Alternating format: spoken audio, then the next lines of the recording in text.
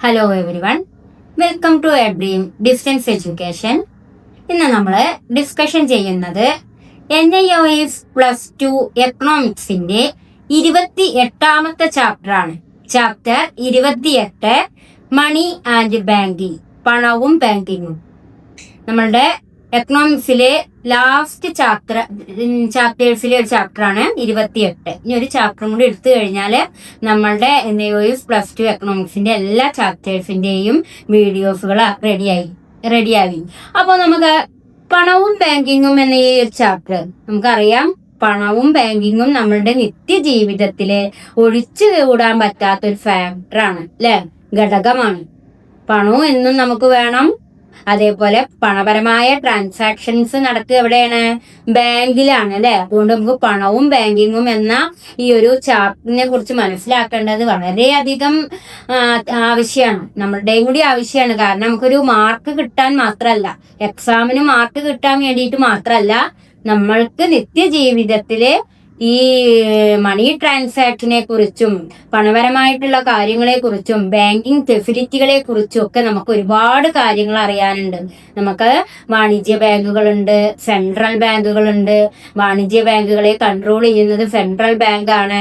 നമ്മുടെ central bank ആയിട്ടുള്ള reserve bank of India RBI, അതിന്റെ പ്രത്യേകതകളെ കുറിച്ചും RBIയുടെ ലക്ഷ്യങ്ങളെ കുറിച്ചൊക്കെ നമുക്ക് ഒരുപാട് കാര്യങ്ങൾ മനസ്സിലാക്കാനുണ്ട്. അപ്പൊ നമ്മളുടെ NIOS +2 എക്കണോമിക്സിന്റെ 28ാമത്തെ ചാപ്റ്റർ ആയിട്ടുള്ള പണവും ബാങ്കിങ്ങിനും എന്തൊക്കെ കാര്യങ്ങളാണ് പറയുന്നത് എന്ന് നമുക്ക് നോക്കാം. പണത്തിന്റെ ഉത്ഭവത്തെക്കുറിച്ചും പ്രവർത്തനങ്ങളെക്കുറിച്ചും പണവിതരണത്തെക്കുറിച്ചും വാണിജ്യ ബാങ്കുകളെ കുറിച്ചും റിസർവ് ബാങ്കിനെ കുറിച്ചുമൊക്കെയാണ് ഈ അധ്യായത്തിൽ നമ്മൾ ഡിസ്കഷൻ ചെയ്യുന്നത്.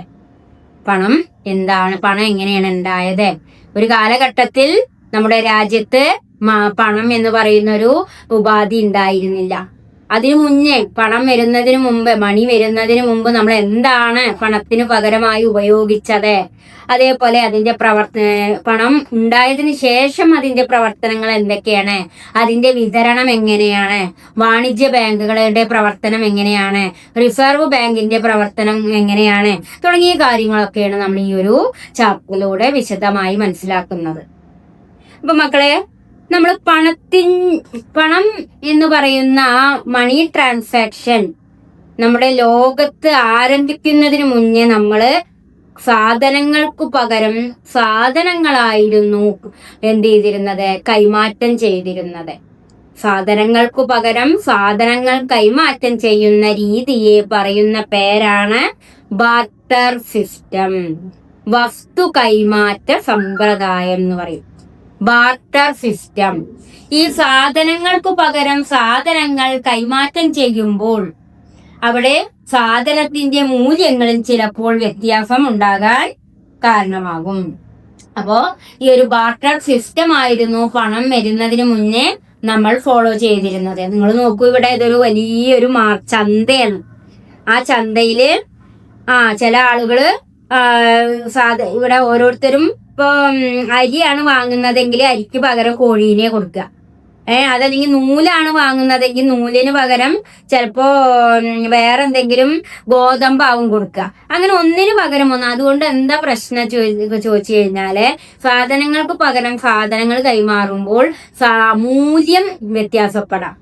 ഇപ്പൊ നമ്മൾ ഒരു ചാക്ക അരി കൊടുത്തു, അതിന് ഒരു കാളേനെയാണ് കൊടുക്കുന്നത്. ഒരു ചാക്ക അരിക്ക് നമുക്കറിയാം എത്ര രൂപയെ വരികയാണ്, പക്ഷെ ഒരു കാളേനക്ക് എത്ര രൂപയാണ് വരികയെന്ന് നമുക്കറിയാം. അപ്പൊ ഇന്നത്തെ കാലഘട്ടത്തിൽ നമ്മൾ ഒരു ചാക്ക അരി ഞാന് നിങ്ങളെ കയ്യിൽ നിന്നും വാങ്ങി, എനിക്ക് നിങ്ങള് ഒരു വലിയൊരു നല്ല കാളയെ തന്നു. നമുക്കറിയാം ഒരു നല്ല കാളേനെ പശുവിനെയൊക്കെ വാങ്ങണം എന്നുണ്ടെങ്കിൽ 40,000 50,000 രൂപ വേണം ഇന്നത്തെ കാലഘട്ടത്തില്. പക്ഷെ ഒരു ചാക്ക അരി വാങ്ങണമെങ്കിൽ ഏറിപ്പോയാൽ നല്ല അരി വാങ്ങുകയാണെങ്കിൽ ഒരു 3,000 രൂപയുടെ ഉള്ളിലേ വരുള്ളൂ. അപ്പൊ നോക്കൂ, ബാർട്ടർ സിസ്റ്റം ആണ് നമ്മൾ ഫോളോ ചെയ്യുന്നതെങ്കിൽ അത് നമ്മളുടെ സാധനങ്ങളുടെ മൂല്യത്തിന് വ്യത്യാസം സംഭവിക്കാം. മൂല്യ വ്യത്യാസം ഉണ്ടാവുന്നതാണ് ഏത് സിസ്റ്റത്തിന്റെ പോരായ്മ? ബാർട്ടർ സിസ്റ്റത്തിന്റെ പോരായ്മ. ഇപ്പൊ ഒരു കാലഘട്ടത്തില് ലോകത്തില് പണത്തിന് പകരം കൈമാറ്റം ചെയ്തിരുന്നത് സാധനങ്ങളായിരുന്നു. സാധനങ്ങൾക്കു പകരം സാധനങ്ങൾ കൈമാറ്റം ചെയ്യുന്നതിനെയാണ് എന്ത് പറയുന്നത്? ബാർട്ടർ സിസ്റ്റം എന്ന് പറയുന്നത്. അപ്പോ ഇവിടെ പണം ഉപയോഗിക്കാതെ ഒരു വസ്തുവിന് പകരം മറ്റൊരു വസ്തു കൈമാറ്റം ചെയ്യുന്ന സമ്പ്രദായമാണ് ബാർട്ടർ സിസ്റ്റം. ഉദാഹരണം ഇവിടെ ഗോതമ്പാണ് കൊടുക്കുന്നതെങ്കിൽ അതിന് പകരമായിട്ട് എന്താ കൊടുക്കുക? തുണിയാണ് കൊടുക്കുക, വസ്ത്രമാണ് കൊടുക്കുക. പക്ഷെ ഇതിന് ഒരുപാട് പരിമിതികൾ നിലനിന്നിരുന്നു എന്നാണ് പറയുന്നത്. ബാർട്ടർ സിസ്റ്റത്തില് ഒരുപാട് പോരായ്മകൾ നിലനിന്നിരുന്നു. എന്തൊക്കെയാണത്? Double coincidence of wants. അതായത് രണ്ട് ആവശ്യങ്ങളുടെ അഭാവം ഉണ്ടാവും. ഇപ്പൊ നമുക്കൊരു സാധനം ഒരാൾക്ക് അരി കൊടുത്തു എന്ന് വിചാരിക്കുക, അല്ലെങ്കിൽ ഗോതമ്പ് കൊടുത്തു വിചാരിക്കുക, അല്ലെങ്കിൽ വേറെ എന്തെങ്കിലും വസ്തു കൊടുത്തു എന്ന് വിചാരിക്കുക. പക്ഷെ അയാളുടെ കയ്യിൽ തരാനുള്ളത് ചിലപ്പോ വേറെ എന്തെങ്കിലും സാധനം, തുണിയായിരിക്കും. നമുക്ക് തുണിയല്ല ആവശ്യം, പക്ഷെ കൊടുത്ത ആളെ കയ്യിൽ തരാൻ തുണിയുള്ളൂ. അപ്പൊ നമുക്ക് അതേ തരുള്ളൂ. അപ്പൊ നമ്മളുടെ രണ്ട് ആവശ്യങ്ങളുടെ അഭാവം അവിടെ ഉണ്ടാവാം. അതാണ് ഡബിൾ കോയിൻസൈഡൻസ് ഓഫ് വാൻസ് എന്ന് പറയുന്നത്. രണ്ട് ആവശ്യങ്ങളുടെ അഭാവം. Search cost. മാത്രല്ല ഈ നമ്മളുടെ കൈമാറ്റ വ്യക്തിയെ കണ്ടെത്താനുള്ള ബുദ്ധിമുട്ട്. ഇനിയിപ്പോ ഒരാളെ കയ്യിൽ നിന്ന് ഒരു ഒരാള് ഇപ്പൊ ഗോതമ്പാണ് ഒരാള് കൊടുത്തത്, പകരം ഗോതമ്പ് വാങ്ങിയ ആള് മറ്റേ ആൾക്ക് പകരം എന്താ കൊടുത്തത്? ചിലപ്പോ പച്ചക്കറിയാണെന്ന് വിചാരിക്കുക. പക്ഷെ ആ കൊടുത്ത ആളേനെ പിന്നീട് കണ്ടെത്താനും ബുദ്ധിമുട്ടായിരിക്കും. ഇപ്പൊ കണ്ടെത്താനുള്ള ബുദ്ധിമുട്ടും ഏതിന്റെ പ്രധാന പരിമിതിയാണ്? ബാർട്ടർ സിസ്റ്റത്തിന്റെ പരിമിതിയാണ്. പൊതുവായ മൂല്യമാപനത്തിന്റെ അഭാവം. മൂല്യം ഒരുപോലെ അളക്കാൻ കഴിയില്ല. അപ്പൊ നമുക്ക് പണമാണ് നമ്മൾ കൊടുക്കുന്നത് വെച്ചാൽ 1 കിലോ അരിക്ക് എത്ര രൂപ വെച്ചാൽ അതാണ് കൊടുക്കുകയില്ല. പക്ഷെ അത് അങ്ങനെയല്ല. സാധനങ്ങൾക്ക് പകരം സാധനങ്ങൾ കൊടുക്കുമ്പോൾ അവിടെ മൂല്യം അളക്കാൻ കഴിയില്ല. വസ്തുക്കൾ വിഭജിക്കാനുള്ള ബുദ്ധിമുട്ട്, സംഭരണം, അതേപോലെ എടുത്തു വെക്കാനുള്ള പ്രശ്നം, മൂല്യം നഷ്ടപ്പെടാനുള്ള സാധ്യത, ഇതൊക്കെയാണ് ഏതിന്റെ പരിമിതികൾ? ബാർട്ടർ സമ്പ്രദായത്തിന്റെ പരിമിതികൾ എന്ന് പറയുന്നത്. അപ്പൊ കുട്ടികളെ, അതായത് നമ്മളുടെ പ്രാചീന കാലഘട്ടത്തില് നമ്മൾ ഉപയോഗിച്ചിരുന്നത് പണത്തിന് പകരം സാധനങ്ങളായിരുന്നു. നമുക്കറിയാം, നമ്മളുടെ ചരിത്രം നോക്കുകയാണെങ്കിൽ പ്രാചീന കാലഘട്ടം, മധ്യകാലഘട്ടം, ആധുനിക കാലഘട്ടം, അങ്ങനെയാണ് നമ്മൾ കാലഘട്ടത്തെ തരംതിരിച്ചിട്ടുള്ളത് അല്ലെ. അപ്പോൾ ആ പ്രാചീന കാലഘട്ടത്തെ നോക്കുകയാണെങ്കിൽ ആ പ്രാചീന യുഗത്തില് സാധനങ്ങൾക്ക് പകരം സാധനങ്ങളായിരുന്നു കൈമാറ്റം ചെയ്തിരുന്നത്. പക്ഷെ സാധനങ്ങൾക്ക് പകരം സാധനങ്ങൾ കൈമാറ്റം ചെയ്യുമ്പോൾ ഒരുപാട് പരിമിതികളാണ് നിലനിൽക്കുന്നത് എന്നാണ് നമുക്ക് ഇതിൽ നിന്നും മനസ്സിലാക്കാൻ സാധിക്കുന്നത്. അടുത്തത് നോക്കൂ. ഡബിൾ കോയിൻസിഡൻസ് ഓഫ് വാൻസ് എന്ന് പറഞ്ഞാൽ എന്താ? ബാർട്ടർ സിസ്റ്റത്തിന്റെ ഏറ്റവും വലിയ പരിമിതിയായിട്ടാണ് ഡബിൾ കോയിൻസിഡൻസ് ഓഫ് വാൻസ്. രണ്ട് വ്യക്തികളുടെ ആഗ്രഹങ്ങളും പരസ്പരം പൊരുത്തപ്പെടണമെന്നില്ല. അപ്പൊ ഇവിടെ നോക്കൂ, നമ്മള് ഗോതമ്പ് കൊടുത്തു. ആ ഗോതമ്പ് കൊടുത്ത ആള് മറ്റാൾക്ക് ഗോതമ്പ് കൊടുത്ത ആൾക്ക് മറ്റാൾ തിരിച്ചു കൊടുക്കുന്നത് നൂലാണ്. പക്ഷെ അത് അയാൾക്ക് നൂല് വേണ്ടെങ്കിലോ, അയാൾ വിചാരിച്ച സാധനം കിട്ടണം, അത് കൊടുക്കാനില്ലെങ്കിലോ. അതുകൊണ്ടാണ് ഡബിൾ കോയിൻസിഡൻസ് ഓഫ് വാൺസ്, അതായത് രണ്ട് വ്യക്തികളുടെ ആഗ്രഹങ്ങളും പരസ്പരം പൊരുത്തപ്പെടണമില്ല എന്ന് പറയാനുള്ള കാരണം. അങ്ങനെയാണ് ഈ പ്രശ്നം പരിഹരിക്കാൻ പൊതുവായി സ്വീകരിക്കുന്ന ഒരു മാധ്യമം, അതായത് പണം, ആവശ്യമായി വന്നത്. അപ്പൊ ബാർട്ടർ സിസ്റ്റത്തിന്റെ പ്രധാന പോരായ്മയായിരുന്നു double coincidence of wants. Barter സിസ്റ്റത്തിന്റെ പ്രധാന പോരായ്മയായിട്ടാണ് ഡബിൾ കോയിൻസിഡൻസ് ഓഫ് വാൺസിനെ പരിഗണിക്കുന്നത്. ഈ ഡബിൾ കോയിൻസിഡൻസ് ഓഫ് വാൺസിന്റെ അഭാവം രണ്ട് വ്യക്തികളുടെ ആഗ്രഹങ്ങളും പരസ്പരം പൊരുത്തപ്പെടണം, അല്ലെങ്കിൽ കൈമാറ്റം നടത്തപ്പെടില്ല. അപ്പൊ രണ്ട് വ്യക്തികളുടെയും ആഗ്രഹങ്ങൾ പൊരുത്തപ്പെടാതിരിക്കുമ്പോഴാണ് എന്ത് പ്രശ്നം ഉണ്ടാവുക? ഡബിൾ കോയിൻസിഡൻസ് വാൺസ് ഉണ്ടാവുക. അപ്പോൾ നോക്കൂ, ഒരാള് ഗോതമ്പ് കൊടുത്തു, ഗോതമ്പ് വാങ്ങിയ ആൾ എന്ത് കൊടുത്തു? തിരിച്ച് നൂല് കൊടുത്തു. പക്ഷെ അതവിടെ പരാജയമാണ്. അയാൾ നൂല് ആഗ്രഹിക്കണില്ല, അയാൾ ആഗ്രഹിച്ച സാധനം കിട്ടണില്ല. അപ്പോ ആ ഒരു പ്രശ്നത്തെ പരിഹരിക്കാനായിട്ടാണ് എന്ത് രൂപം കൊടുത്ത ഒരു മാധ്യമമായിട്ട് എന്ത് രൂപം വന്നത്? പണത്തിന്റെ ആവശ്യം നിലവിൽ വന്നത്. അങ്ങനെ നമ്മുടെ പണം എന്താണ്? മണി, അല്ലെങ്കിൽ പണത്തിന്റെ നിർവചനം എന്താ നോക്കൂ. എവിടെതാ കോയിനുകൾ കിടക്കുന്നുണ്ടോ?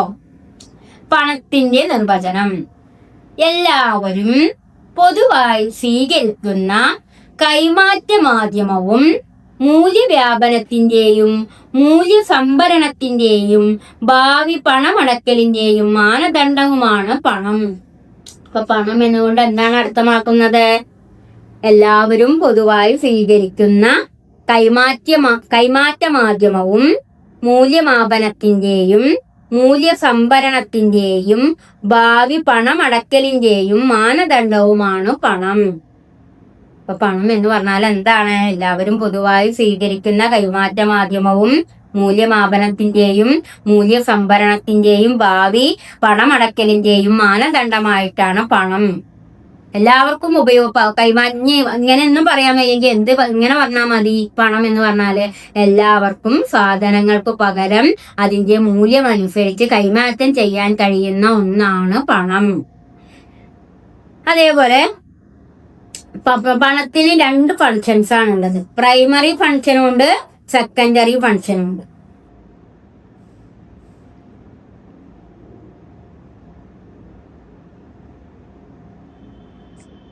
അപ്പൊ പണം എന്താന്ന് നമ്മൾ മനസ്സിലാക്കി. പണം എന്ന് പറഞ്ഞാല് എല്ലാവരും പൊതുവായി സ്വീകരിക്കുന്ന കൈമാറ്റവും മാധ്യമവും മൂല്യമാപനത്തിന്റെ മൂല്യസംഭരണത്തിന്റെ ഭാവി പണമടക്കലിന്റെയും മാനദണ്ഡവുമാണ് പണം. ഇനി പണത്തിന്റെ പ്രൈമറി ഫങ്ഷൻ എന്ന് പറയുന്നത് medium of exchange, measure of value. പണത്തിന്റെ പ്രൈമറി ഫങ്ഷൻ എന്ന് പറയുന്നത് എന്താണ്? Medium of exchange. Medium of exchange പറഞ്ഞാൽ എന്താ? സാധനങ്ങളും സേവനങ്ങളും വാങ്ങാനും വിൽക്കാനും പണം ഉപയോഗിക്കുന്നു. ബാർട്ടറിലെ ഡബിൾ കോയിൻസിഡൻസ് എന്ന പ്രശ്നം പരിഹരിക്കുന്നു. സാധനങ്ങളും സേവനങ്ങളും വാങ്ങാനും വിൽക്കാനും പണം ഉപയോഗിക്കുക. അതേപോലെ ബാർട്ടർ സിസ്റ്റത്തിലെ ഡബിൾ കോയിൻസിഡൻസ് എന്ന പ്രശ്നം പരിഹരിക്കുക. അതാണ് മീഡിയം ഓഫ് പണത്തിന്റെ പ്രൈമറി ഫങ്ഷൻ എന്ന് പറയുന്നത്. മീഡിയം ഓഫ് എക്സ്ചേഞ്ച് ആണ്. Measure of value. എല്ലാ സാധനങ്ങളുടെയും സേവനങ്ങളുടെയും മൂല്യം അളക്കാൻ കഴിയും. അതുകൊണ്ടാണ് വില പണത്തിന്റെ യൂണിറ്റ് ആയാണ് പ്രകടിപ്പിക്കുന്നത്.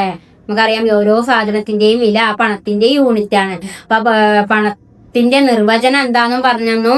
പണത്തിന്റെ ഫങ്ഷൻ 2 ഫങ്ഷൻ ആണുള്ളത്. മീഡിയം ഓഫ് എക്സ്ചേഞ്ച് ഉണ്ട്, മെഷർ ഓഫ് വാല്യൂ ഉണ്ട്.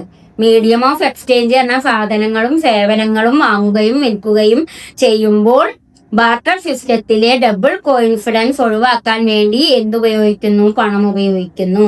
അതുകൊണ്ടാണ് മീഡിയം ഓഫ് എക്സ്ചേഞ്ച് എന്ന് പറയാനുള്ള കാരണം. ഇനി മെഷർ ഓഫ് വാല്യൂ എന്ന് പറയാനുള്ള കാരണം എന്തുകൊണ്ടാ? എല്ലാ സാധനങ്ങളും സേവനങ്ങളും മൂല്യം പണത്തിൽ അളക്കാം. വില പണത്തിന്റെ യൂണിറ്റ് ആണ് പ്രകടിപ്പിക്കുന്നത്. അതുകൊണ്ടാണ് അത് മെഷർ ഓഫ് വാല്യൂ ആണ് എന്ന് പറയാനുള്ള കാരണം. ഇനി നമ്മള് പണത്തിന്റെ സെക്കൻഡറി ഫങ്ഷനാ പഠിക്കുന്നത്. ഇപ്പൊ നമ്മള് ബാർട്ടർ എന്താന്ന് പഠിപ്പിച്ചു.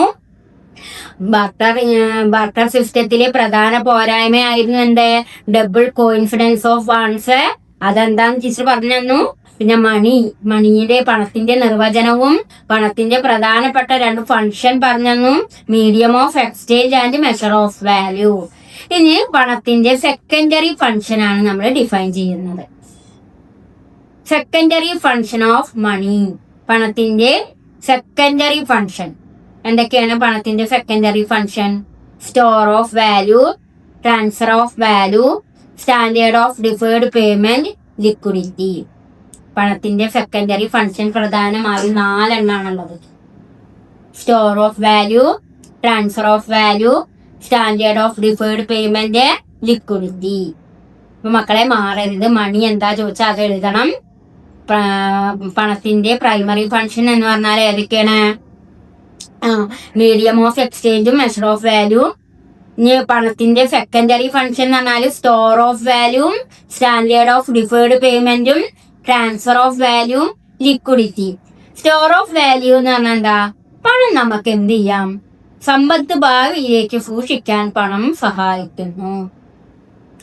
പണം നമുക്ക് സൂക്ഷിക്കാൻ പറ്റും അല്ലെ? എങ്ങനെ സൂക്ഷിക്കാം? പണമായിട്ട് തന്നെ സൂക്ഷിക്കണോ? അത് ചെയ്യരുത്. ഒരിക്കലും പണമായി സൂക്ഷിച്ചു വെക്കരുത്. നിങ്ങൾക്ക് നോട്ട് നിരോധനം വന്നപ്പോ പല ആളുകളും പണം ബാങ്കിൽ എടുത്തേക്കാതെ ഇങ്ങനെ കള്ളത്തരത്തിൽ കൂടെയൊക്കെ അങ്ങനെ സൂക്ഷിച്ചു വെച്ച പണമാണ് പിന്നീട് ബാങ്കിലേക്ക് ഇടായിരുന്നു. പക്ഷെ അതിന്റെ എവിഡൻസ് കാണിച്ചു കൊടുക്കാൻ കഴിയാത്തതുകൊണ്ട് പല ആളുകൾക്കും പണം കത്തിച്ച് കളയേണ്ടി, ഒഴുക്കി കളയേണ്ടിയൊക്കെ വന്നു. എപ്പോഴും പണമായി സൂക്ഷിക്കുന്നതിന് പകരം സമ്പത്തായിട്ട് സൂക്ഷിക്കാം. എങ്ങനെയാണ് പണം സമ്പത്തായിട്ട് സൂക്ഷിക്കുക? നമുക്ക് ഭൂമി വാങ്ങിയിടാം, ഗോൾഡ് വാങ്ങിയിടാം, അല്ലെങ്കിൽ നമുക്ക് നല്ല നല്ല ബിൽഡിങ്ങുകൾ വാങ്ങിയിടാം അല്ലേ? നമുക്ക് അസറ്റുകൾ ഉണ്ടാക്കാം. അതല്ലെങ്കിൽ നമുക്ക് എന്ത് ചെയ്യാം, ബാങ്കിൽ നിക്ഷേപിക്കാം അല്ലെ, ഇൻവെസ്റ്റ്മെന്റ് ചെയ്യാം, ഫിക്സഡ് ഡെപ്പോസിറ്റ് ഒക്കെ ചെയ്യാം അല്ലെ. അപ്പൊ പണം നമുക്ക് എങ്ങനെയൊക്കെ സൂക്ഷിക്കാം എന്നാ പറയുന്നത്, ഭാവിയിലേക്ക് വേണ്ടി പണം നമുക്ക് സമ്പത്തായിട്ട് സൂക്ഷിക്കാൻ സഹായിക്കും. അതുകൊണ്ടാണ് പണം സ്റ്റോർ ഓഫ് വാല്യൂ ആണ് എന്ന് അതായത് സെക്കൻഡറി ഫംഗ്ഷനിൽ പറയുന്നത്. പണത്തിന്റെ ദ്വിതീയ പ്രവർത്തനം എന്ന് പറഞ്ഞാൽ പണത്തിന്റെ മണിയുടെ സെക്കൻഡറി ഫംഗ്ഷൻ ആണ്, secondary function of money. Secondary ഫംഗ്ഷനിൽ ഫസ്റ്റ് വണ്ണാണ് ഏത്, സ്റ്റോർ ഓഫ് വാല്യൂ. അതായത് പണത്തെ നമുക്ക് സ്റ്റോർ ചെയ്യാം. എങ്ങനെയാണ് സ്റ്റോർ ചെയ്യുക? നമുക്ക് സമ്പത്തായിട്ട്, അസറ്റായിട്ടാണ് സ്റ്റോർ ചെയ്യുക. അത് ഭൂമി വാങ്ങിയിട്ടോ, അതല്ലെങ്കിൽ ബിൽഡിങ്ങുകൾ വാങ്ങിയിട്ടോ, അതല്ലെങ്കിൽ മിഷനറീസ് വാങ്ങിയിട്ടോ, അല്ലെങ്കിൽ ഗോൾഡ് വാങ്ങിയിട്ടോ, അങ്ങനെ മൂല്യമുള്ള എന്തെങ്കിലും ഒരു വസ്തു വാങ്ങി വെച്ചുകൊണ്ട് നമുക്ക് പണത്തെ എന്ത് ചെയ്യാം, സ്റ്റോർ ചെയ്യാം. അടുത്തതാണ് സെക്കൻഡറി ഫംഗ്ഷനിലെ ഒരു സെക്കൻഡ് പോയിന്റ് ആണ് സ്റ്റാൻഡേർഡ് ഓഫ് ഡിഫേർഡ് പേയ്മെന്റ്. നമുക്ക് ഭാവിയിൽ അടയ്ക്കേണ്ട പല കടങ്ങളും വായ്പകളൊക്കെ എന്ത് ചെയ്യാം, ക്ലോസ് ചെയ്യാം. എന്തുണ്ടാവുമ്പോ, പണം ഉണ്ടാവുമ്പോ അല്ലെ. ഭാവിയിൽ അടയ്ക്കേണ്ട കടങ്ങളും വായ്പകളൊക്കെ ക്ലോസ് ചെയ്യാൻ ഏതിലൂടെ കഴിയും? സ്റ്റാൻഡേർഡ് ഓഫ് ഡിഫേർഡ് പേയ്മെന്റിലൂടെ സാധിക്കും. അടുത്തതാണ് ട്രാൻസ്ഫർ ഓഫ് വാല്യൂ. എന്താ ട്രാൻസ്ഫർ ഓഫ് വാല്യൂ എന്ന് പറഞ്ഞാല്, പണം ഒരു വ്യക്തിയിൽ നിന്ന് മറ്റൊരാളിലേക്കും ഒരു സ്ഥലത്ത് നിന്ന് മറ്റൊരിടത്തേക്കും കൈമാറ്റം ചെയ്യുന്നതാണ് എന്ത്, ട്രാൻസ്ഫർ ഓഫ് വാല്യൂ. പണം ഒരു വ്യക്തിയിൽ നിന്ന് മറ്റൊരാളിലേക്കും ഒരു സ്ഥലത്ത് നിന്ന് മറ്റൊരിടത്തേക്കും കൈമാറ്റം ചെയ്യുന്നതിനെയാണ് എന്ത് പറയുക, ട്രാൻസ്ഫർ ഓഫ് വാല്യൂ.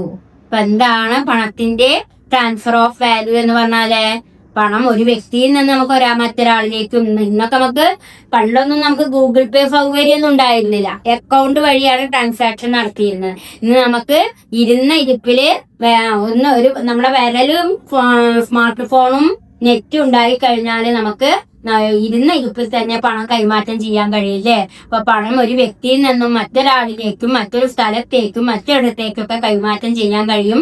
അതുകൊണ്ടാണ് പണത്തിന്റെ, മണിയുടെ secondary function transfer of value ആണ് എന്ന് പറയാനുള്ള കാരണം. നമുക്ക് എവിടെ ഇരുന്നാലും നമുക്ക് പണം കൈമാറ്റം ചെയ്യാം. 24 മണിക്കൂറും നമുക്ക് പണം എന്ത് ചെയ്യാം, പണം ഉണ്ടാവണം എന്നില്ല. നമ്മുടെ അക്കൗണ്ടില് പണം ഉണ്ടെങ്കിൽ നമുക്ക് ഏത് സമയത്ത് വേണമെങ്കിലും ട്രാൻസാക്ഷൻ ചെയ്യാം. അതുകൊണ്ടാണ് പണത്തിന്റെ സെക്കൻഡറി ഫംഗ്ഷൻ എന്താണ് എന്ന് പറയാനുള്ള കാരണം, ട്രാൻസ്ഫർ ഓഫ് വാല്യൂ ആണോ, ട്രാൻസ്ഫർ ചെയ്യാൻ കഴിയുമെന്ന് പറയാനുള്ള കാര്യം. അതേപോലെ പണത്തിന്റെ സെക്കൻഡറി ഫംഗ്ഷനിലെ 4ാമത്തെ ഫംഗ്ഷൻ ആണ് ലിക്വിഡിറ്റി. എന്താ ലിക്വിഡിറ്റി എന്ന ദ്രവത്വം. പണം എളുപ്പത്തിൽ കൊണ്ടുപോകാനും ചെറിയ യൂണിറ്റുകളായി വിഭജിക്കാനും കഴിയും. പണത്തെ നമുക്ക് എന്ത് ചെയ്യാം, എളുപ്പത്തിൽ നമുക്ക് കൊണ്ടുപോകാനും അതേപോലെ ചെറിയ ചെറിയ യൂണിറ്റുകളാക്കിയൊക്കെ വിഭജിക്കാനും കഴിയുന്നതാണ് ലിക്വിഡിറ്റി ആണെന്ന് പറയുന്നത്.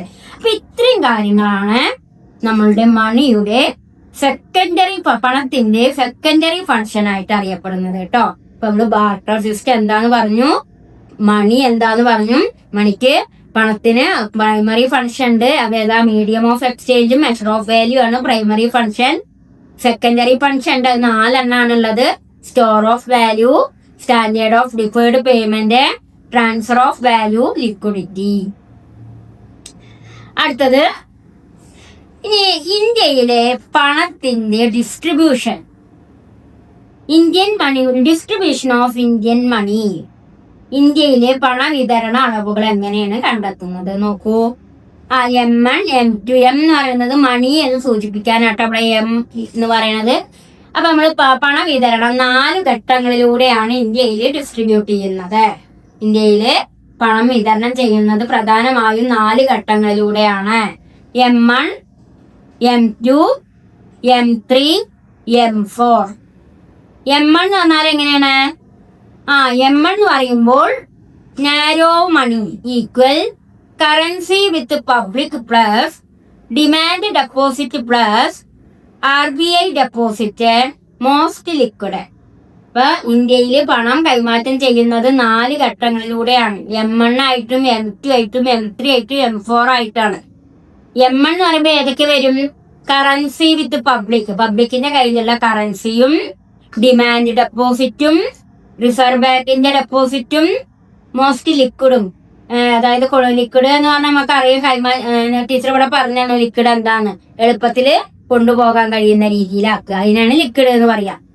അപ്പൊ ഇതൊക്കെ ചേരുന്നതാണ് M1. ഇപ്പൊ വളരെ ഇമ്പോർട്ടന്റ് ആണ് കേട്ടോ മക്കളെ. ഇന്ത്യയില് പണം വിതരണം ചെയ്യുന്നത് 4 ഘട്ടങ്ങളിലൂടെയാണ്. അതിലത്തെ ഒന്നാമത്തെ ഘട്ടമാണ് M1. M1 എന്ന് പറഞ്ഞാൽ ഏതൊക്കെ വരുമ്പോഴാണ് M1 ആവുക? കറൻസി വിത്ത് പബ്ലിക്കിന്റെ കയ്യിലുള്ള കറൻസി, ഡിമാൻഡ് ഡെപ്പോസിറ്റ്, RBIന്റെ ഡെപ്പോസിറ്റ്, മോസ്റ്റ് ലിക്വിഡ്, ഇതൊക്കെ ചേരുന്നതാണ് M1. അടുത്തത് M2. M2 കൂടെ ആരും കൂടി വരും, നമ്മുടെ ഈ M1 ഒക്കെ വരും അല്ലെ. M1 plus post office saving deposit. M2 കൂടെ വരുന്നത് ഏതൊക്കെയാണ്? M1ഉം അതേപോലെ തന്നെ പോസ്റ്റ് ഓഫീസ് സേവിംഗ് ഡെപ്പോസിറ്റും ആണ് M2. അടുത്തതാണ് M3. M3 എന്ന് പറയുമ്പോൾ അതിൽ ഏതൊക്കെ വരും? M3യിൽ വരിക ബ്രോഡ് മണി വരും, M1 വരും, ടൈം ഡെപ്പോസിറ്റ് വരും.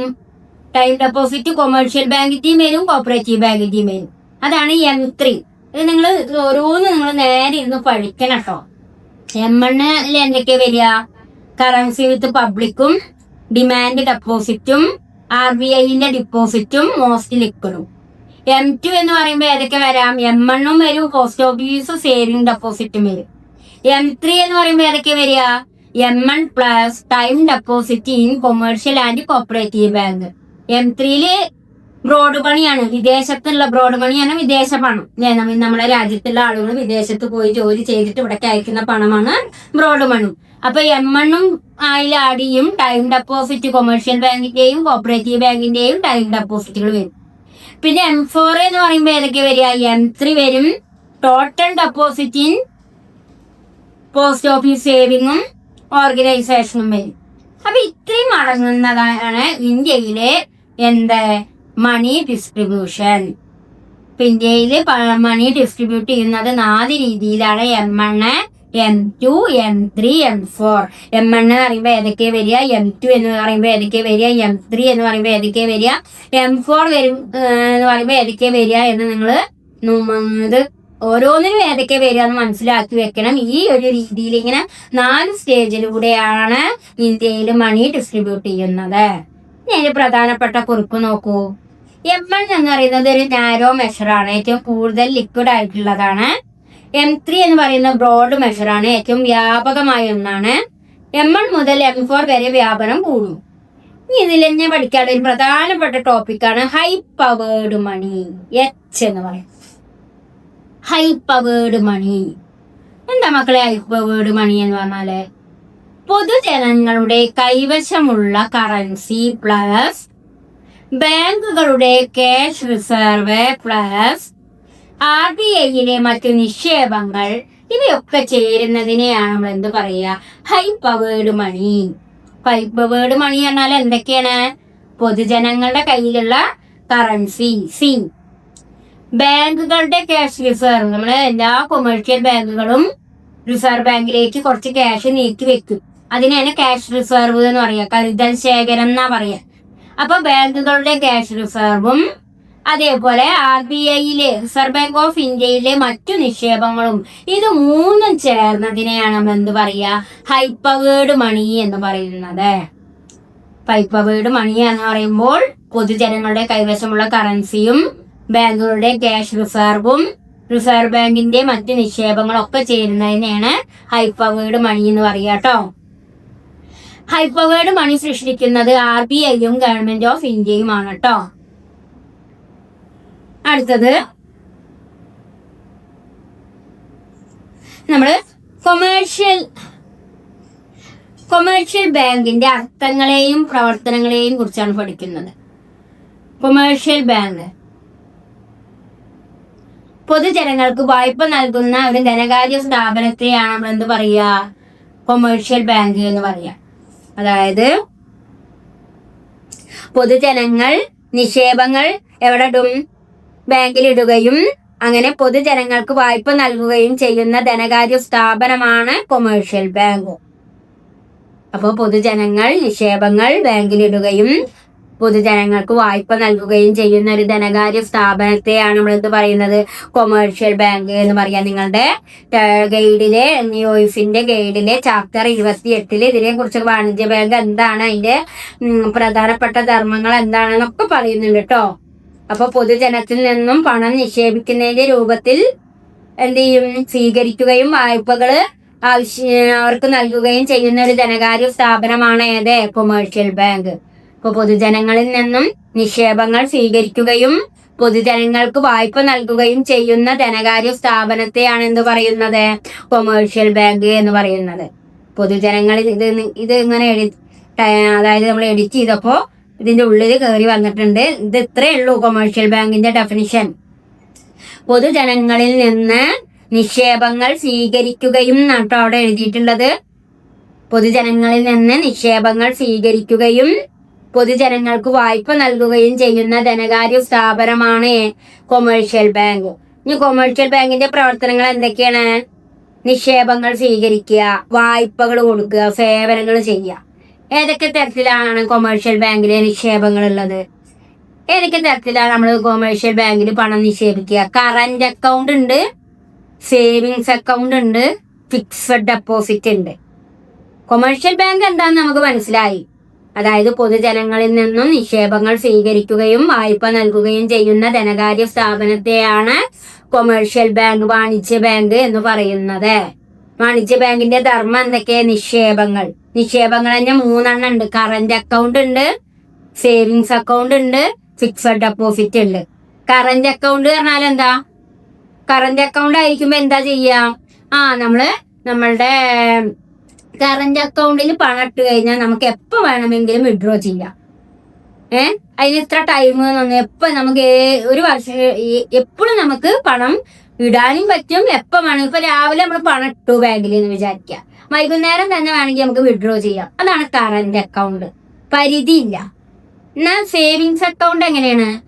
അതിലൊരു മാസത്തിൽ ഒരു ഇത്ര തവണ എന്നുണ്ടാവും. അത് കൂടുതൽ നമ്മൾ വിഡ്രോ ചെയ്യാൻ പാടില്ല. അതാണ് സേവിങ്സ് അക്കൗണ്ട്. ഇപ്പൊ നമ്മള് സേവിങ്സ് അക്കൗണ്ടിലാണ് നമ്മളെ പണം കിടക്കുന്നത് എന്ന് വിചാരിക്കുക. അപ്പൊ ഒരു മാസത്തില് ഒരു ഇത്ര തവണ, ഒരു 5-6 തവണ മാത്രമേ വിഡ്രോ ചെയ്യാൻ പാടുള്ളൂ. അതാണ് സേവിങ്സ് അക്കൗണ്ട്. പൊതുവെ എല്ലാവരും ഫോളോ ചെയ്യുക കറന്റ് അക്കൗണ്ട് ആണ് കേട്ടോ. പിന്നെയാണ് ഫിക്സഡ് ഡെപ്പോസിറ്റ്. ഫിക്സഡ് ഡെപ്പോസിറ്റിന് നമ്മൾ പണം എടുക്കില്ല. അത് ഇത്ര വർഷത്തിനാണ്. ഇപ്പൊ 10 വർഷത്തിനൊക്കെ നമ്മൾ പണം ഡെപ്പോസിറ്റ് ചെയ്ത് കഴിഞ്ഞാൽ പിന്നീട് നമുക്ക് പണം ആവശ്യമായി വരിക നമ്മളെ പണത്തിൽ നിന്ന് നമുക്ക് വായ്പ എടുക്കാനേ പറ്റുള്ളൂ. അല്ലാതെ നമുക്ക് പണം വിഡ്രോ ചെയ്യാൻ പറ്റില്ല. മാത്രല്ല ഫിക്സഡ് ഡെപ്പോസിറ്റിന്റെ പ്രത്യേകത എന്താണ്? നമുക്ക് നല്ല രീതിയിൽ പലിശ ഉണ്ടായിരിക്കും. കറന്റ് അക്കൗണ്ടിനെക്കാളിലും സേവിങ്സ് അക്കൗണ്ടിനെക്കാളിലും പലിശ കൂടുതൽ കിട്ടിയിരുന്നാണ് ഫിക്സഡ് ഡെപ്പോസിറ്റ് എന്നാണ് കേട്ടോ. കറന്റ് അക്കൗണ്ടിന്നും സേവിങ്സ് ഡെപ്പോസിറ്റിനൊന്നും വലിയ പലിശ നമുക്ക് കിട്ടില്ല. കറന്റ് അക്കൗണ്ടിന്റെ ഒന്നും ഒരു പലിശയും കിട്ടില്ല. കാരണം എന്താണ്? നമ്മൾ ഇടുമ്പോഴേക്കും എടുക്കുകയല്ലേ, അതല്ലേ കറന്റ് അക്കൗണ്ട്. അപ്പൊ മക്കളെ, കൊമേഴ്ഷ്യൽ ബാങ്ക് എന്ന് പറഞ്ഞാൽ പണം നിക്ഷേപിക്കുകയും ആളുകൾക്ക് അത് വായ്പയായി സ്വീകരിക്കുകയും ചെയ്യുന്ന ഒരു ധനകാര്യ സ്ഥാപനമാണ് കൊമേഴ്ഷ്യൽ ബാങ്ക് അഥവാ വാണിജ്യ ബാങ്ക്. അതിന് 3 ധർമ്മമാണുള്ളത്. നിക്ഷേപങ്ങൾ സ്വീകരിക്കുക. നിക്ഷേപങ്ങൾ 3 രീതിയിലാണ് കൊമേഴ്ഷ്യൽ ബാങ്ക് നിക്ഷേപങ്ങൾ സ്വീകരിക്കുക. കറന്റ് അക്കൗണ്ട് ഉണ്ട്, സേവിങ്സ് അക്കൗണ്ട് ഉണ്ട്, ഫിക്സഡ് ഡെപ്പോസിറ്റ് ഉണ്ട്. കറന്റ് അക്കൗണ്ടും സേവിങ്സ് അക്കൗണ്ടും നമുക്ക് എപ്പോ വേണമെങ്കിലും പണം ഇടാനും പറ്റും, എടുക്കാനും പറ്റും. പക്ഷെ കറന്റ് അക്കൗണ്ട് ആണ് നമുക്ക് എപ്പോഴും ചെയ്യാം. പക്ഷെ സേവിങ്സ് അക്കൗണ്ടിന് ലിമിറ്റ് ഉണ്ട് കേട്ടോ. ഫിക്സഡ് ഡെപ്പോസിറ്റ് ആകുമ്പോൾ നമ്മൾ ഇത്ര വർഷത്തേക്ക് ഡെപ്പോസിറ്റ് ചെയ്യുക. അപ്പൊ പിന്നെ നമുക്ക് വിഡ്രോ ചെയ്യാൻ പറ്റില്ല. അതാണ് ഫിക്സഡ് ഡെപ്പോസിറ്റിന്റെ പ്രത്യേകത. ഇനി നമ്മൾ വായ്പകൾ വാണിജ്യ ബാങ്കുകൾ 3 രീതിയിലാണ് വായ്പ കൊടുക്കുക. ലോണുകൾ കൊടുക്കും, അഡ്വാൻസ് കൊടുക്കും, ക്രെഡിറ്റ് കാർഡുമ്മ പൈസ കൊടുക്കും. ഇപ്പൊ നമ്മളെ ക്രെഡിറ്റ്, അതായത് നമുക്ക് സിബിൽ സ്കോർ നോക്കും. സിബിലാട്ടോ. സിബിൽ സ്കോർ നോക്കിയിട്ട് എന്ത് ചെയ്യും, നമുക്ക് എത്ര സ്കോർ ഉണ്ടോ, മണി ട്രാൻസാക്ഷൻ നന്നായി നടക്കുന്ന അക്കൗണ്ട് ആണെങ്കിൽ നമ്മളെ സ്കോർ നോക്കിയിട്ട് നമ്മൾ എന്ത് ചെയ്യും, ക്രെഡിറ്റ് കാർഡ് കൊടുക്കും. ക്രെഡിറ്റ് കാർഡിനൊക്കെ, പക്ഷെ ക്രെഡിറ്റ് കാർഡ് ഒന്നും വെച്ചിട്ട് ആരും പണം എടുക്കരുത്. അതൊക്കെ പിന്നീട് ഭയങ്കര ഇഷ്യൂസുകളാണ് വരാറുള്ളത്. എങ്കിലും നമുക്ക് നേരം പോലെ അത് കൊണ്ട് നടക്കാൻ കഴിയുന്നവർക്ക് എടുക്കാട്ടോ. അല്ലാത്ത ഒരാൾക്കാരും അത് എടുത്തു കഴിഞ്ഞാൽ പിന്നീട് നമുക്ക് ഒരുപാട് പ്രശ്നങ്ങൾ ഫേസ് ചെയ്യേണ്ടി വരും. അപ്പൊ ക്രെഡിറ്റ് ക്രിയേഷൻ എന്ന് പറഞ്ഞാൽ എന്താണ്? നമ്മളുടെ സിബിൽ സ്കോർ ഒക്കെ നോക്കിയിട്ട് ബാങ്ക് നമുക്ക് ക്രെഡിറ്റ് കാർഡ് തരും. അതും നമ്മൾ ആവശ്യത്തിന് പണം എടുക്കുക, എന്നിട്ട് പെട്ടെന്ന് തന്നെ അയക്കുന്നുണ്ട്. അപ്പൊ നമുക്ക് ഒരു 10,000 രൂപ വേണമെന്ന് കരുതുക. അപ്പൊ നമ്മൾ വേഗം ബാങ്കിന്റെ ക്രെഡിറ്റ് കാർഡ് ഉപയോഗിച്ചിട്ട് 10,000 രൂപ എടുത്തു എന്ന് വിചാരിക്കുക. പിന്നെ അത് അടയ്ക്കാതിരിക്കരുത്. അത് പെട്ടെന്ന് തന്നെ ഇത്ര ദിവസത്തിന്റെ ഉള്ളിൽ തന്നെ അത് അടയ്ക്കണം. അടക്കിയാൽ ക്രെഡിറ്റ് ക്രിയേഷൻ ഒരു പ്രശ്നം ഉണ്ടാവില്ല. അടയ്ക്കാതിരിക്കുമ്പോഴൊക്കെയാണ് പല ഇഷ്യൂസുകളും പലിശയൊക്കെ കൂടുക കേട്ടോ. പിന്നെ എന്തൊക്കെയാണ് വാണിജ്യ ബാങ്കുകൾ നൽകുന്ന സേവനങ്ങള്? Fund transfer, foreign exchange, agency function, അതൊക്കെയാണ്. ഫണ്ട് ഒരു സ്ഥലത്തു നിന്നും മറ്റൊരു സ്ഥലത്തേക്ക് ഫണ്ട് ട്രാൻസ്ഫർ ചെയ്യുക, വിദേശ കൈമാറ്റം, വിദേശ രാജ്യങ്ങളിൽ നിന്നൊക്കെയുള്ള പണമൊക്കെ കൈമാറ്റം ചെയ്യുക, മറ്റ് ഏജൻസി ഫംഗ്ഷൻ, ഇതൊക്കെയാണ് കൊമേഴ്ഷ്യൽ ബാങ്കുകളുടെ ധർമ്മങ്ങളായിട്ട് പറയുന്നത് കേട്ടോ. ഫങ്ഷൻസ് ഓഫ് കൊമേഴ്ഷ്യൽ ബാങ്ക് ചോദിച്ചു കഴിഞ്ഞാല് ഇതൊക്കെയാണ് നിങ്ങൾ വെക്കേണ്ടത്. നിങ്ങളുടെ ഗൈഡിലെ 10ാമത്തെ ക്വസ്റ്റ്യൻ ആണ് കേട്ടോ.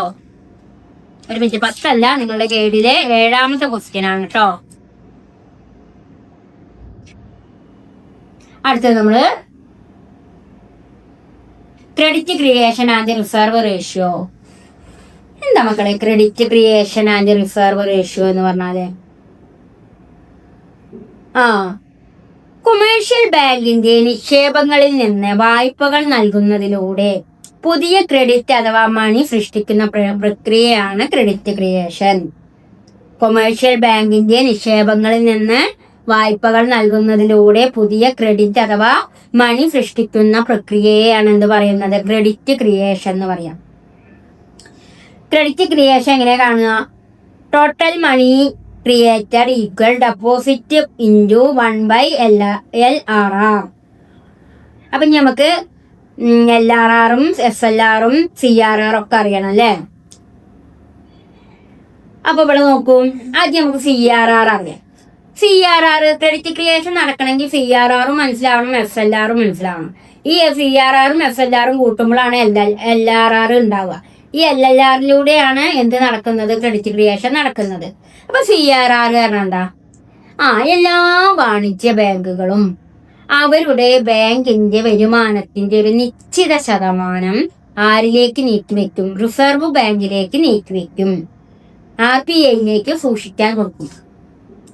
അതിനെയാണ് എന്ത് പറയുക? Credit cash reserve ratio, CRR. എല്ലാ കൊമേഴ്ഷ്യൽ ബാങ്കുകളും, കാരണം കൊമേഴ്ഷ്യൽ ബാങ്കുകളൊക്കെ എപ്പോഴാണ് തകരുക പറയാൻ പറ്റില്ല. അപ്പൊ അത് തകരുമ്പോൾ അവരെ സംരക്ഷിക്കുക ആരാണ്?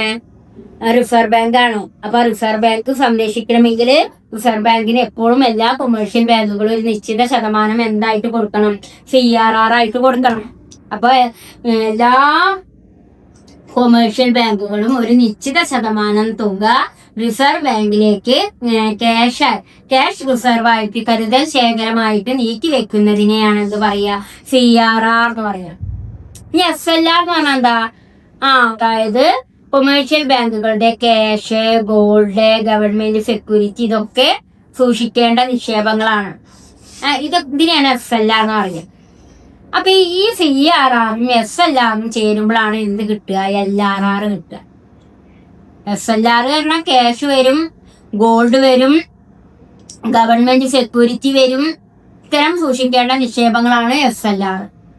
അപ്പൊ ഈ CRRും SLRും ആഡ് ചെയ്യുമ്പോഴാണ് നമുക്ക് എന്ത് കിട്ടുക? LRR കിട്ടുക കേട്ടോ. LRR കൂടുമ്പോൾ ക്രെഡിറ്റ് ക്രിയേഷൻ കുറയുക, LRR കുറയുമ്പോൾ ക്രെഡിറ്റ് ക്രിയേഷൻ കൂടും കേട്ടോ. അടുത്തത് നമ്മൾ ഇമ്പോർട്ടൻ്റ് ആയിട്ടുള്ള ടോപ്പിക്സിലേക്കാണ് വരുന്നത്. സെൻട്രൽ ബാങ്കിനെ കുറിച്ചാണ് പറയുന്നത്. എന്താ മക്കളെ സെൻട്രൽ ബാങ്ക് അഥവാ റിസർവ് ബാങ്ക് ഓഫ് ഇന്ത്യ? ബാങ്കുകളുടെ ബാങ്ക് എന്നാണ് റിസർവ് ബാങ്കിനെ അറിയപ്പെടാറുള്ളത്.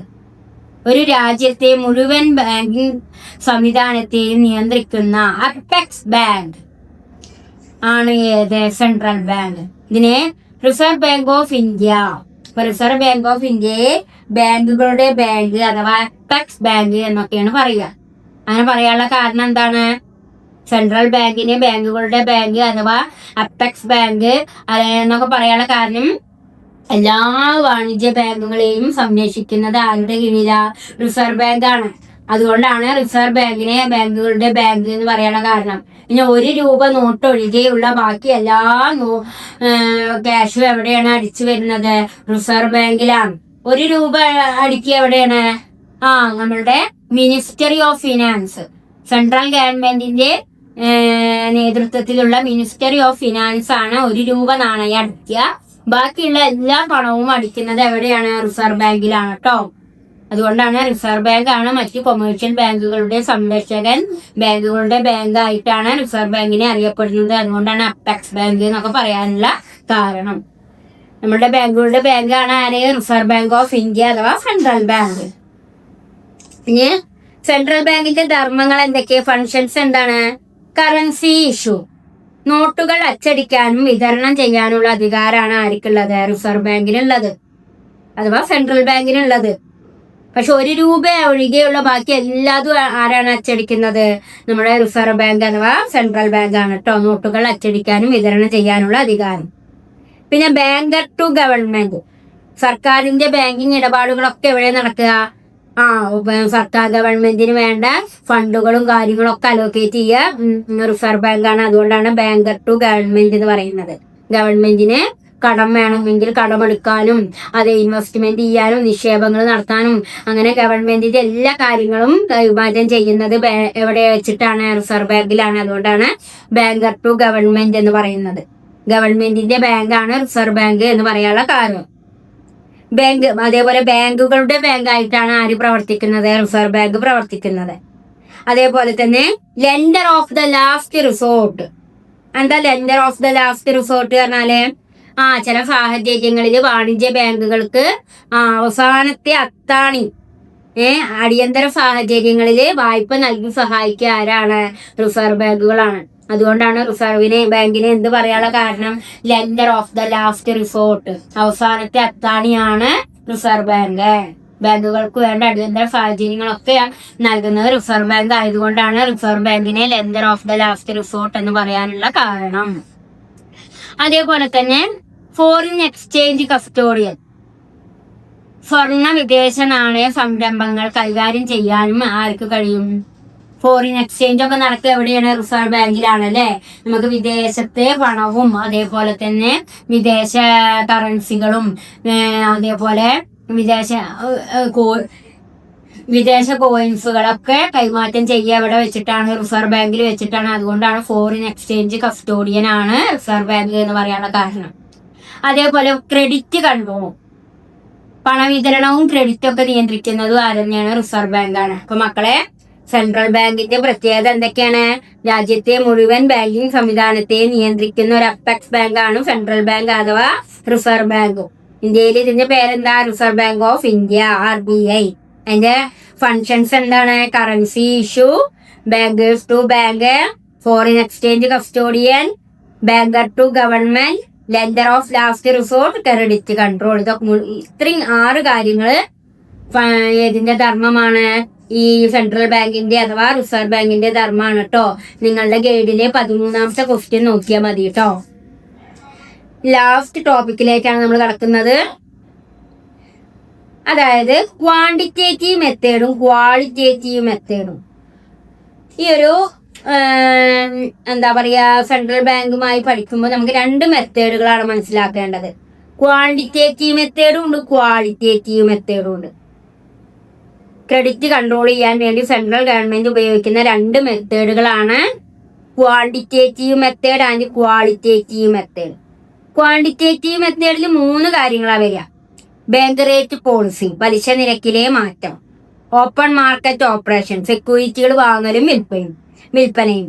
വാല്യുബിൾ LRR, CRRും SLRലും മാറ്റം. CRR എന്താന്ന് നിങ്ങൾക്ക് അറിയാം, ടീച്ചർ പറഞ്ഞു തന്നിട്ടുണ്ട്. CRR പറഞ്ഞാൽ എന്താണ്? വാണിജ്യ ബാങ്കുകള് റിസർവ് ബാങ്കിലേക്ക് സൂക്ഷിക്കേണ്ട ക്യാഷിനെയാണ് CRR അറിയാം. SLR പറഞ്ഞാൽ ക്യാഷ്, ഗോൾഡ്, ഗവൺമെന്റ് സെക്യൂരിറ്റി, അതൊക്കെയാണ് SLR. അപ്പൊ ഇവിടെ എന്താ പറയുന്നത്? ക്വാണ്ടിറ്റേറ്റീവ് മെത്തേഡിൽ CRR SLRലും വരുന്ന മാറ്റം, അപ്പൊ LRRലും മാറ്റം വരും കേട്ടോ.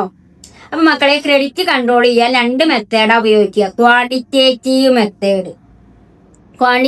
മെത്തേഡിൽ 3 ടൂൾസാ ഉള്ളത്. ബാങ്ക് റേറ്റ് പോളിസി, പലിശ. ബാങ്ക് റേറ്റ് പോളിസി പറഞ്ഞാൽ പലിശ നിരക്ക് മാറുക. പണപ്പെരുപ്പം, ഇൻഫ്ലേഷൻ ആണെന്നുണ്ടെങ്കിൽ റിസർവ് ബാങ്ക് എന്ത് പറയും? പലിശ കൂട്ടാൻ പറയും. അല്ലല്ല, എക്കോണമിയിൽ ഡിഫ്ലേഷൻ ആണെന്നുണ്ടെങ്കിൽ റിസർവ് ബാങ്ക് എന്ത് ചെയ്യും? കൊമേഴ്ഷ്യൽ ബാങ്കുകളോട് പലിശ കുറയ്ക്കാൻ പറയും. അതാണ് ബാങ്ക് റേറ്റ് പോളിസി എന്ന് പറയാം. അതേപോലെ ഓപ്പൺ മാർക്കറ്റ് ഓപ്പറേഷൻ, സെക്യൂരിറ്റികൾ വാങ്ങും വിൽക്കുകയൊക്കെ ചെയ്യാം. വേരിയബിൾ LRR, പണപ്പെരുപ്പം ആകുമ്പോൾ CRRല് ക്യാഷ് റിസർവിൽ മാറ്റം ഉണ്ടായിരിക്കും. CRR കൊടുക്കുന്നത് കുറച്ചു കൊടുക്കും.